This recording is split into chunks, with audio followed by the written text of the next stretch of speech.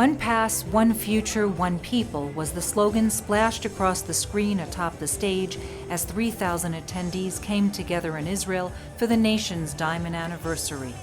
They represented 146 regional organizations across North America that make up the Jewish Federation of North America. President and CEO Eric Fingerhut spoke of the miracle of Israel. We want to celebrate Israel at 75. It's a miracle, and we are blessed to be part of it.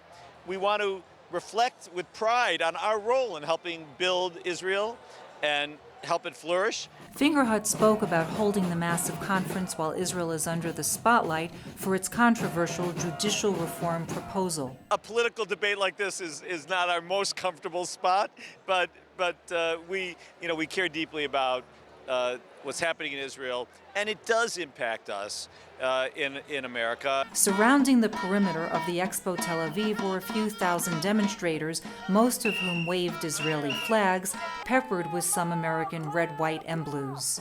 Demonstrators outside the assembly shouted shame through megaphones and chanted "End corruption, save justice." Demonstrations are taking place here outside the Tel Aviv Expo, where the Jewish Federation of North America is gathering this evening. Behind me, you hear the demonstrations, the demonstrators, Israelis and Americans who've come together against the judicial reform. What brings me to demonstration is my deep, deep belief in democracy and my enormous fear of what is happening in terms of the proposed judicial overhaul. Fingerhut felt many of those promoting reforms have unrepresented voices in the courts. How do we make sure that people who haven't had their voices heard feel that their voices are heard, with those others not feeling like they're being relegated to the back? It's not easy.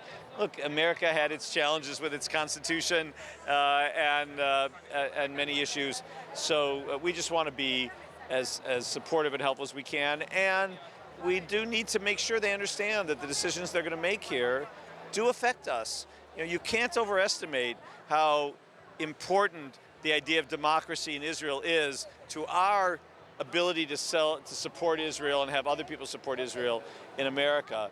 Look, we're Americans at the end of the day. We checks and balances. It's in our blood. 3,000 Jews have come together here at the Tel Aviv Expo to show solidarity for Israel's 75th anniversary.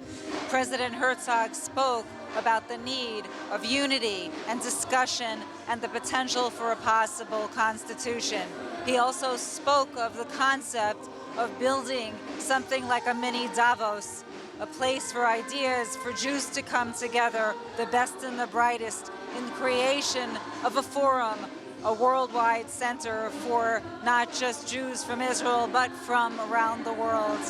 We have developed a brand new initiative called Kol Ha'am, Siach Yehudi Olami, Voice of the People, the President's Initiative for Worldwide Jewish Dialogue. Its vision is to launch a first-of-its-kind global council for Jewish dialogue. You might call it a Jewish Davos. The media line spoke to attendees present.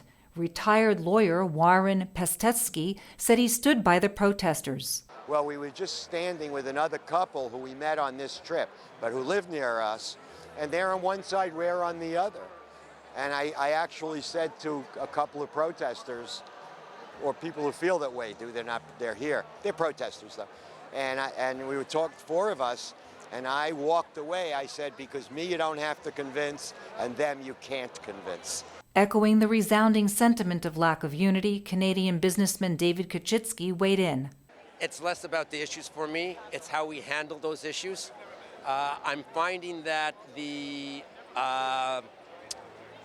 lack of respect for other opinions that has started in the U.S. in the last 6 to 8 years has come over here to Israel. In an unprecedented move, Prime Minister Netanyahu canceled his appearance at the General Assembly just a few hours before the speech he was scheduled to deliver. I think it's very unfortunate that we reached a situation where a sitting Prime Minister of Israel would not feel that he would be respected in an audience of Jews from North America or from the world. The protests were not the only issues that face Israel today. Rebecca Cosby told the Media Line that judicial reforms were lower on her list. People are concerned, housing prices are on the rise, and people, just like in the United States, want to make sure that they can go not just month to month, but to really build a future. I'm sure that's one.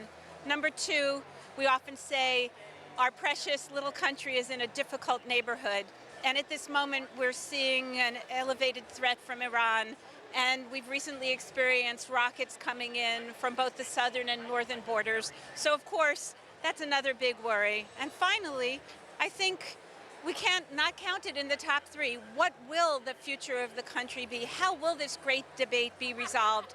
And God willing, and with lots of good work from all sides, it will be resolved peacefully. Despite the cloud of protests and cancellations, the room was filled with excitement from young and old. Every country has its complications. Every country has a lot of issues.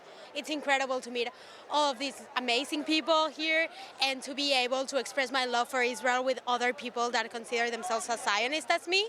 From Tel Aviv, Felice Friedson reporting for the Media Line.